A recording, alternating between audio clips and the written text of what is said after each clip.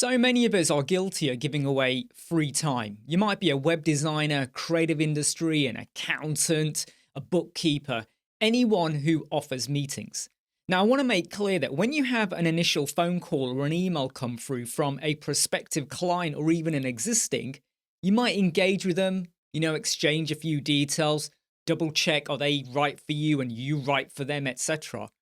But let's say you now want to discuss a bit more of the specifics of the project, and maybe you need to discuss a full blown proposal, even initial details of a proposal, to be honest. And you go and arrange a half an hour, 1 hour meeting. It could be a phone call, an online meeting as well, a virtual call. And during that meeting, you think, yeah, I've got a good feeling. I think we're going to get there. And by the end of it, maybe 1 hour, 2 hours have passed. You've gone into so much detail and it comes to nothing. Zoop, dud, boom. Nothing comes out of it. And you might feel like, well, I could have done a bit more maybe. But the crux of what you really should have done, and it's the point of this video, is that you should have charged for that. It's called a discovery call, a discovery meeting. Look, if you contact a lawyer or a solicitor, they might share a few very minor details with you, but they're not going to probably spend more than maybe 1 to 2 minutes discussing things unless they know that you're going to book an appointment. And that very first hour might just be you exchanging details about who you are and where you live and stuff like that and the basics. And even after that first initial meeting, and you might spend $100, $500 for 1 hour, they're not going to solve your problem in that first hour. Then they're going to have a follow-on meeting to go deeper and more engrossed into what the problem is. And I'm using a lawyer solicitor as an example because I think a lot of people can relate to it, whether you've used a lawyer or not. The same applies to web designers, creative industry, accountants. You can have that initial free meeting if you want, that free phone call, email. But there comes a point when you're now going to go into specifics. You should charge for that. Now, I want to cover off when should you charge and when shouldn't you, because there are some scenarios where I would say it's not a good idea to charge. But let me cover them off. If you're going to have an in-depth consultation, the nitty-gritty of everything about the project, you're not just going to go through all the problems, but the solutions, the licenses, the method, how you're going to do it from A to B, the time to do it, all of that, the price breakdown. You're giving away a shitload of information for free. And the client or prospective client could take all of that info, the PDF, the information, the images, the mock-ups, all of that. They could go elsewhere. They could go to a cheaper platform and get someone else to work on it. And you can't turn around and go, hey, hold on a second, that was all my idea. Yeah, who cares? They'll just run away and do it. Or they might not run away, but after you've given away all that detail and you've spent a lot of time formulating it, they might lose interest. Oh, it's too expensive for me. Oh, I don't really want to do that now. I've changed my mind. You're still going to lose out on the meeting time and all of that preparation time in creating those documents and solutions. So anything that requires a bit of preparation, whether it's physical or mental or however you do it, that is taking up a substantial amount of your time. And that deserves some payment to cover your time. Some people are not going to agree with that. Some are going to say, well, I don't care if I spend 4 to 5 hours doing preparation. I haven't got many clients. I really want to win the business. Do you really think a client is going to give a damn about you spending half an hour or a whole day on preparing for this meeting? Some might do, but when money counts, doesn't matter. Don't make the mistake of doing loads of prep work for free. What if people are after you? And I don't mean in a bad way, but you are in high demand. You're getting phone call, emails, people want to book you up, people want to work with you. You could either continue to do free meetings and don't care about it because you know you got other people that might want to pay. But every time you give away a free appointment, you're losing income. Shouldn't you be spending that time on people that you know are going to pay for you?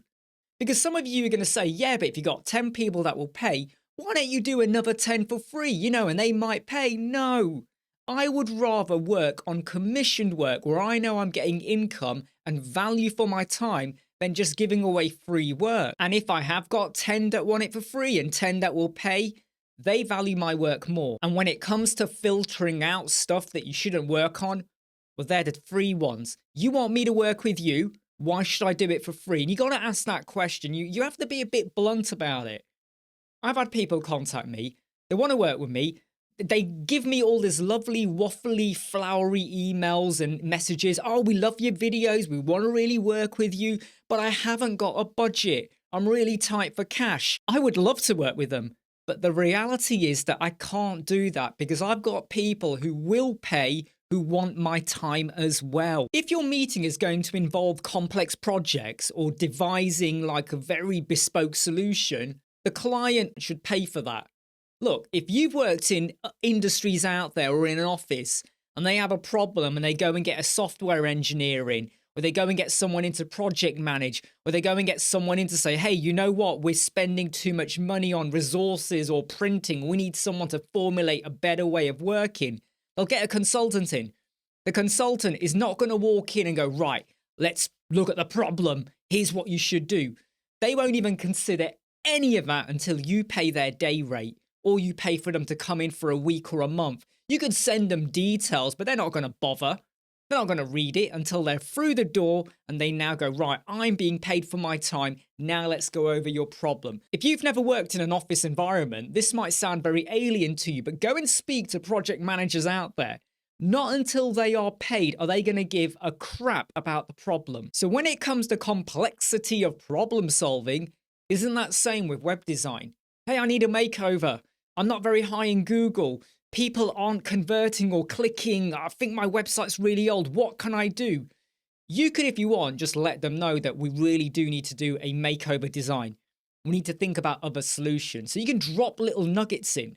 But what you don't do is start going from A to Z in every single little thing they need to do and how they need to do it until they pay for your time, because you are now problem solving. And when you have an existing website that was built by someone else, a legacy system, you should not now be logging in. Again, so many people out of the blue, they email me and straight away they're giving me the login, the passwords and that. They haven't even paid me. I don't know them. Do they really know me? And they're sharing their passwords like left, right, center? Don't do that, by the way. It's not a good thing to do. And it kind of puts me off from working you as well, because it feels like you're over desperate. And I don't care how much you pay. I don't want to get involved with over desperate messages. Charging for your time can make you stand out amongst the others. It sounds really weird for you to get this into your head right now. You got a line of 10 people, okay? And they all offer accountancy services. 8 of them will do it for free, like, I don't know, setting up your bookkeeping. 2 of them will charge. And those 2 charge because of more experience, more knowledge, more reputation. Their branding is off the scale. There's something about them with regards to what they do and how they do it, and they charge for it. There's going to be a load of people out there that instantly go for the one that's free. And I would always say, though, why? Just because they were free? Why are they free? Maybe because they're desperate for clients. Maybe because they don't have the same level of knowledge or experience as the other 2. But when I look at the other 2, even though they charge for it, I might consider them because there might be something about them that makes me go, well, they're a bit more of an expert. Look, when you look at plugins, right? When you're looking at solutions, there's going to be a free plugin and there'll be a premium plugin, and there might be completely different companies. And a lot of people tend to navigate towards the free plugin. And then you realize, damn, I need to go for a pro version. Or even if I go for the pro version, I should have gone for that particular premium one from the get-go. And you normally find we do end up swaying that way, don't we? Not all the time, I know. When it comes to attracting higher paying clients, you know, big businesses, they do not always go for the free solution, because they will have known based on their history that if you keep going for the free solution, you don't get as high a level service as if you'd gone for the premium version. Big businesses are quite happy to start paying out $20,000, $50,000 for a website. Believe me, for them, it's like, oh, that's normal. That's normal. You turn up and go, yeah, I'll build your website for $200. A high business paying client is going to be like, get out of my way. So when it comes to discovery calls and you start charging for them, they're probably going to value the reason why, and they might take you a bit more seriously. And of course, if you do charge for discovery call, you can always credit it back against the full cost of the work. So if you charge, say, $100 for a discovery call, and the project is $5,000, you might let them know, look, we are now going to discount that off. And you let them know prior to them paying for the discovery call, look, you're paying for this now. And when we give you the final cost, we're going to knock it off. Of course, you're probably going to account for it within your final cost as well. But there are occasions when you should not charge for a discovery call. When you're trying to build rapport with someone and you don't know them or anything about their problem or even what kind of website they want, and or you can sense there's a bit of nervousness or twitchiness about them contacting you, the first initial point of contact, email, it might even be a direct message on Facebook or a text message, whatever it is, you don't charge for that, okay? But you keep them short. What you don't want to do is get involved into an exchange of about 20 emails where you're slowly drip feeding all of the stuff you would have done within the discovery call. But for the very first initial call, you don't want to charge for that. I know some people out there where they'll be like, no, I'm not even going to discuss a single thing until you pay for it. That's a bit too harsh of gatekeeping. And unless you're someone who's raking in like $10,000 a day, you probably want to rein it in a little bit. So when someone first contacts you, hey Imran, I'd like to discuss a new website. Okay, yeah, XYZ, who are you? What are you into? They're okay. But the minute you now need to go into a load more specifics, you go for the discovery call. When you're brand new and you haven't built up a customer base, and you're not getting word of mouth referrals and people don't really know who you are, there is a danger to you charging discovery calls because some clients might do a bit of investigation and going, you want me to pay what? You're not even on Facebook. You don't really do much on LinkedIn. I've gone and checked and it seems like you just started your business like last month. And I've asked you for references and you've only ever done 1 or 2 websites. And I kind of noticed it looked like the Stormwind Astra template that you've used there. So you got to be careful if you're building your base, jumping straight into discovery calls isn't always a good idea. But you still could do a level of that. So I'm saying, some people charge $100, $200, $300 for a discovery call. You might charge something much more minor like $20 or $30 just to make up some of your time.